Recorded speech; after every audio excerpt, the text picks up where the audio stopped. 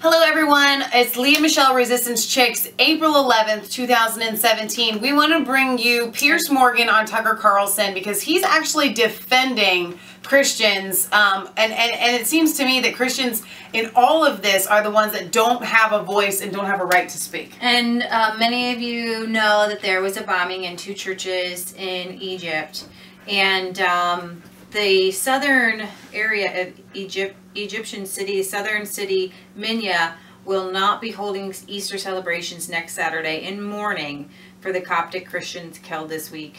So we're going to take you to this pretty powerful interview. And we don't always agree with Piers Morgan, but since he went to the, what was it, the Daily Mail, he's doing like, he's like turned really right-wing almost. Really, he's capitalizing on it, but maybe he says. I think he's thinking straight now. Could be. Well, Egypt has the largest Maybe it was his interview with Nigel in the Middle East and one of the oldest in the world. It predates Islam, of course, by hundreds of years. But that community is now under siege, truly. On Sunday, at least 44 people were killed in a pair of suicide bombings targeting Palm Sunday celebrations in churches. Got some footage of that attack, which is pretty awful. It was one of the latest of many attacks on the Egyptian minority, the Christian minority there. And yet the American press doesn't seem to care much about it, the obliteration of the Middle East's once large Christian population. The question is, why don't they care? We're joined now by Piers Morgan. He's editor-at-large at Daily Mail. I don't know how many of you got to see that video. He like goes through, doesn't set it off, and then he goes through and sets it off. And I hadn't seen that video until I watched this interview. Piers, thanks a lot for coming on. So you sent out a tweet right after this saying, this will not get the attention of massacres in Europe, but it should. Why won't it, do you think? I think, unfortunately, you know, if it happens in the Middle East, this kind of atrocity, it just does not seem to attract the kind of media attention in America that it would if it happened, as we've seen in the attacks in Sweden the last few days, in London 2 weeks ago. I was there for that. Huge attention in the American media, you know, in Paris, in Nice, these get huge attention. And yet what happened in Egypt was unbelievably significant. You know, if you look at what ISIS really stands for, what they are carrying out now in the Middle East and in Egypt in particular is a kind of genocidal attack on Christians and Christianity. They want Christianity eradicated. And they want to convert all Muslims to their crusade. They want it to be a holy war. And they want Christians gone. And I don't think that narrative is getting the attention it should get in the American media, and I have to say in other media as well around the world. What's so strange is the West is primarily Christian, predominantly. I mean, that's what makes it the West. And yet there's this sense that it's somehow wrong to root for the home team. When something happens to Christians abroad, it's somehow, I don't know, impolite to mention it because it's self-interested. Have you noticed this? Right. I mean, look, you know, ISIS couldn't be more transparent. After the attack in St. Petersburg last week, they made it absolutely clear this is a war against the cross. They said that. That was what the statement said. They are at war in their heads with Christianity, not just with Christianity. They're at war with all other religions as well. But they have been singling out in increasingly virulent terms that their real war now is against Christians and the cross. You know, I'm a Catholic. You know, the Pope Francis is due to go to Egypt in 2 weeks' time. I'm concerned about his safety. After what happened on Palm Sunday, I'm concerned about the Pope's safety. He would be a massive target, a massive prize for these Islamist terrorists. And they've made it very clear that he is a #1 target for them in their battle against Christians. You know, they attacked a church where the Coptic Pope was actually officiating. So they have made their intentions clear. Now, I think this is a huge story.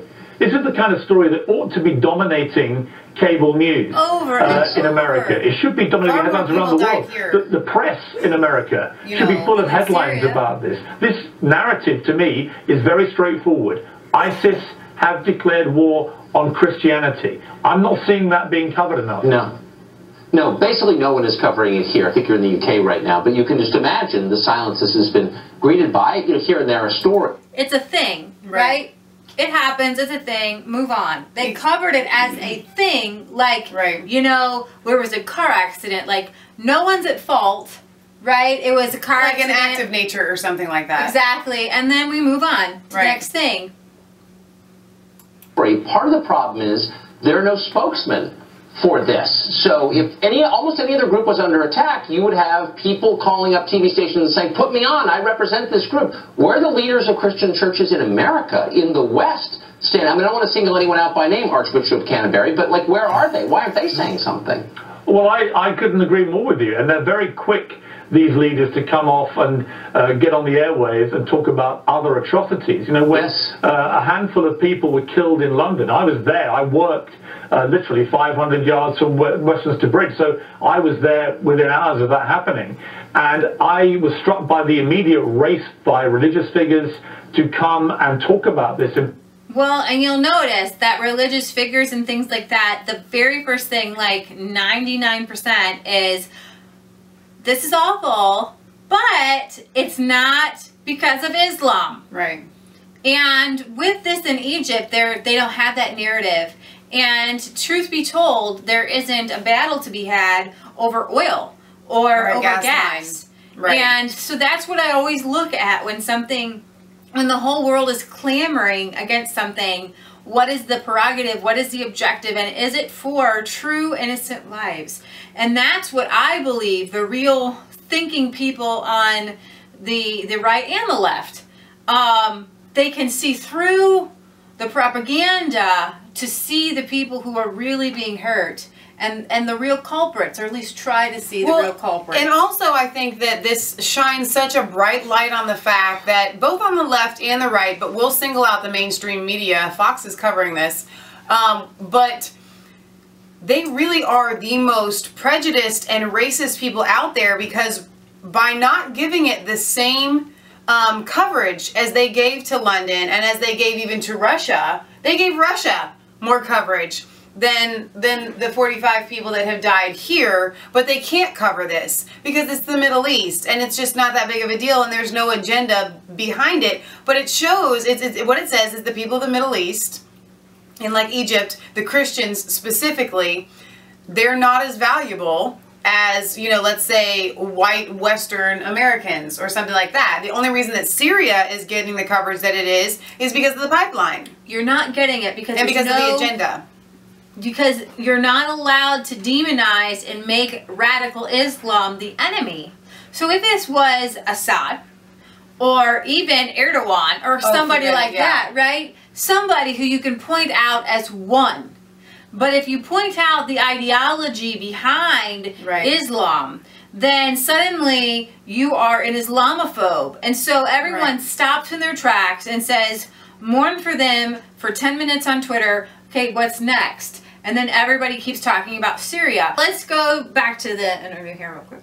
In public, but where are they now after what happened in Egypt? Why is that not deemed to be hugely significant? And the death toll was far higher, the number of wounded was far higher, and yet it seems to be in the eyes of the global media and global religious leaders not to be as important as these kind of wannabe jihadis that we're seeing, who probably spend too much time on the internet getting into trucks and mowing people down. Well, yeah, they're dangerous people and they're hideous atrocities, and obviously our thoughts go with the people that they kill and maim and the rest of it. But actually what happened in Egypt, to me, with these attacks on these 2 Coptic churches, was hugely more significant in the overall war. It looked very tactical by ISIS. It looked like they sent in highly trained people to do this. And it looked a far more... I really thought it was so important that he pointed that out. Right, me too. Because what he was saying was this was really ISIS. Whereas you had a guy grab a truck and just run down the street, right? But these guys, this is their home turf. This is their hometown. So it's kind of like me trying to go, you know, halfway across the, you know, the country to get something done rather than just get something done right here. I have my friends, I have my family. And so they have all of this at their disposal. So this was planned out, highly trained for maximum damage. Yeah, and effect. Coordinated part of a much bigger plot by them to take on Christianity, as was the attack in St. Petersburg. They said it, like I said. They said this was an attack on the cross. But again, the coverage of St. Petersburg, the coverage in Egypt, not as high as the coverage of a handful of people being killed in Sweden and London. And I ask simply, why? I think thank you for being such a clear voice in this. Not to mention the Christians in Iraq who have basically been exterminated. Piers Morgan, editor-at-large, dailymail.com. I appreciate it. I mean, I don't know if you guys could actually see that footage behind us, but really, I mean, especially with the guy going in and then he misses the metal detector and then he goes through the metal detector and then boom. And so you're looking at the people all around him. You know that they are not living right now. The next explosion, I just noticed this like, how many times have I seen it?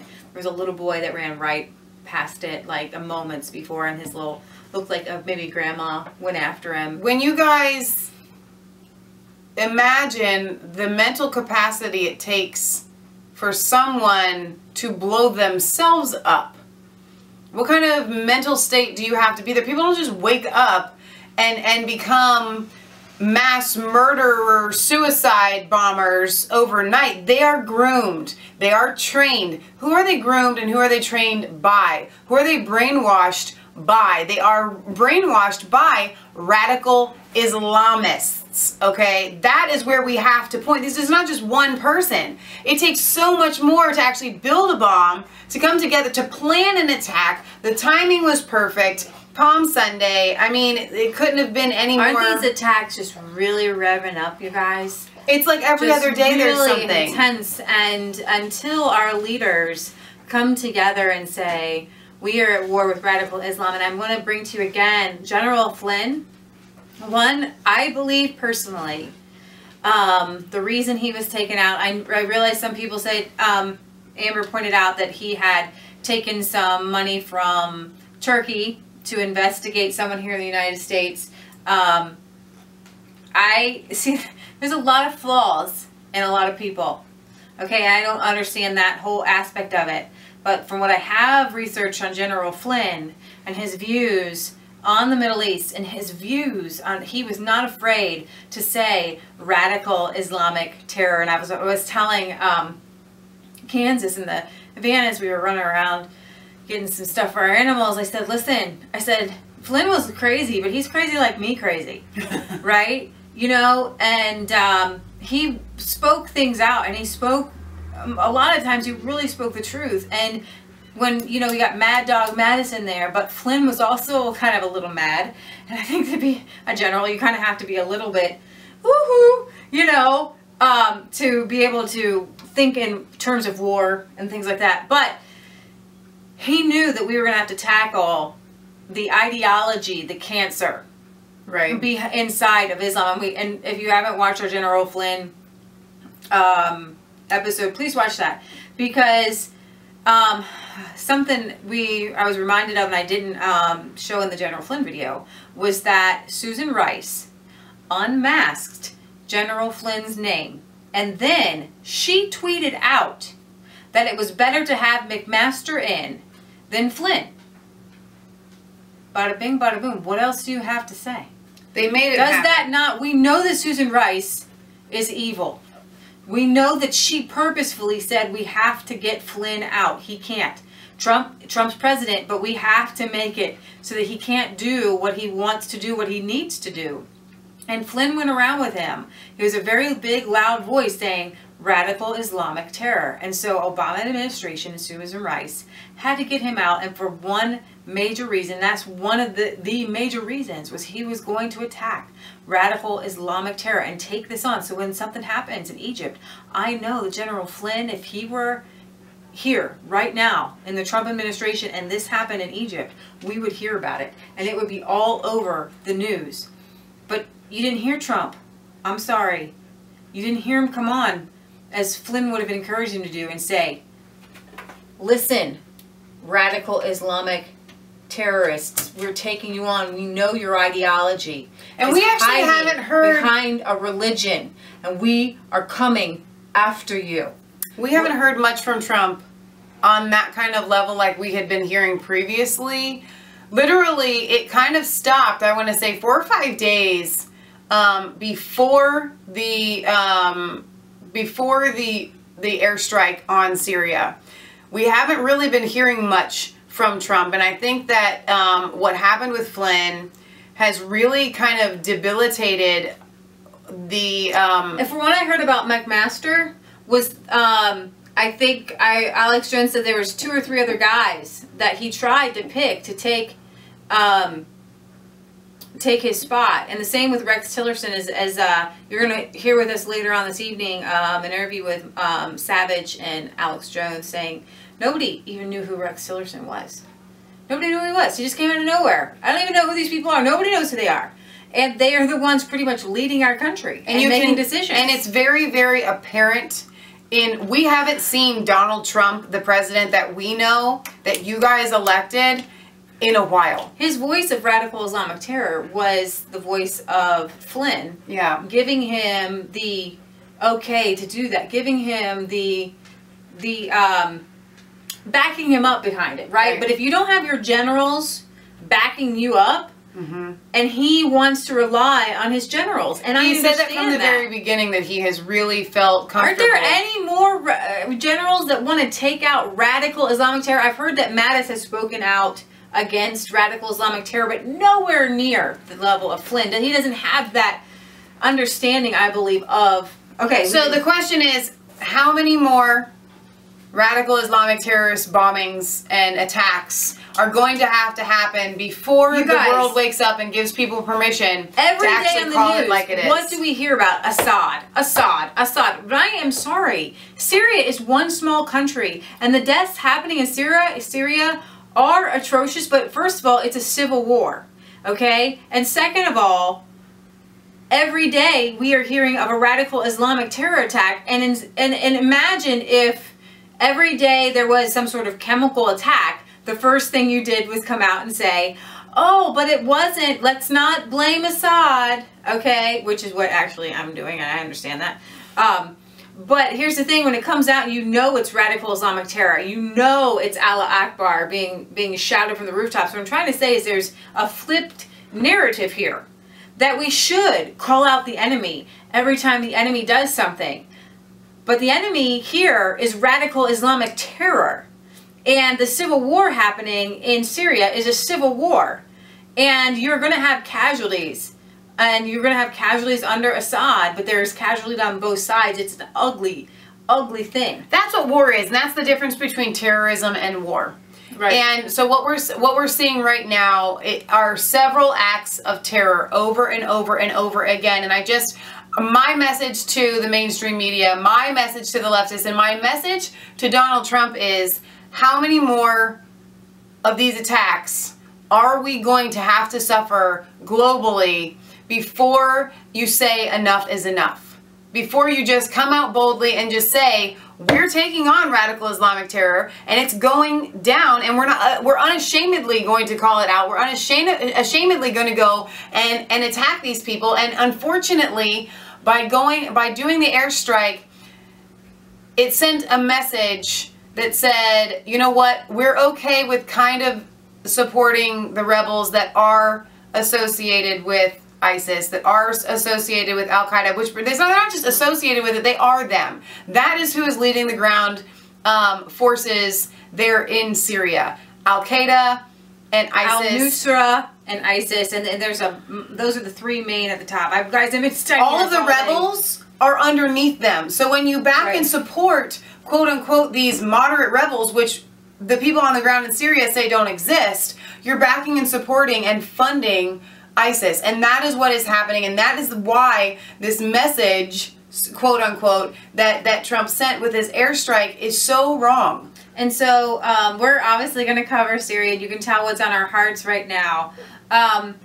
Alex Jones hasn't turned his back on Donald Trump. Michael Savage hasn't turned his back on Donald Trump. And we're not going to turn our back on Donald Trump. Are you kidding me? We are fighting it. We're bringing you this angle of Syria and doing all this research because we believed in Donald Trump's vision. Exactly. I don't believe in a man because men are fallible, but I believed in his vision. I believed in the words that he spoke. And so therefore, we have to get together. It's kind of like the only perfect man is Jesus Christ.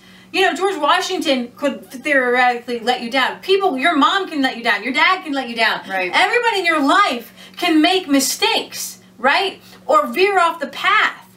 And And I don't believe that Donald Trump himself would want us to follow him like sheep, because all he would do is say sheep, sheep, sheep on the left. We're not sheep, and I'm so excited that we're not sheep. And I think that when we love Donald Trump and we lift him up in prayer and encouragement, and we don't demonize him and say, oh, we're not turning our back on him. We're not saying, oh, we knew he'd do this, or oh, we knew he'd do that. Dude, he's surrounded by deep state. He's surrounded by the swamp. We have to sign off. Get yucky. We have to sign off for this right now. But that is the last point that I think is very important to make. That when you listen to the speech that Donald Trump just made the other day, he's not there.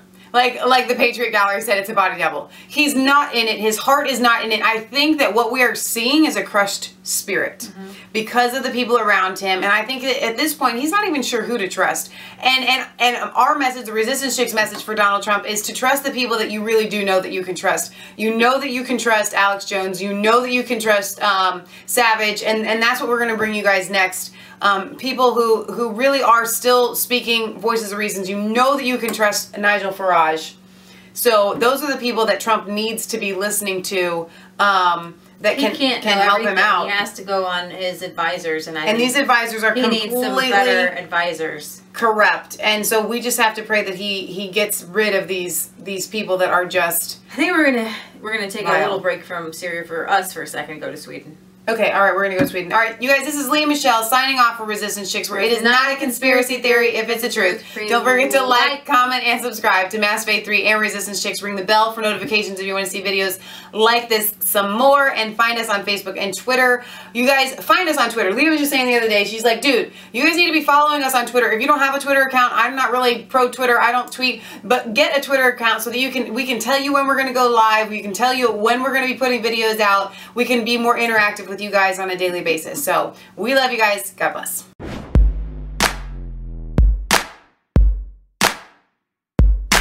I was cold all alone, no place for home every day, so afraid, but you called my name.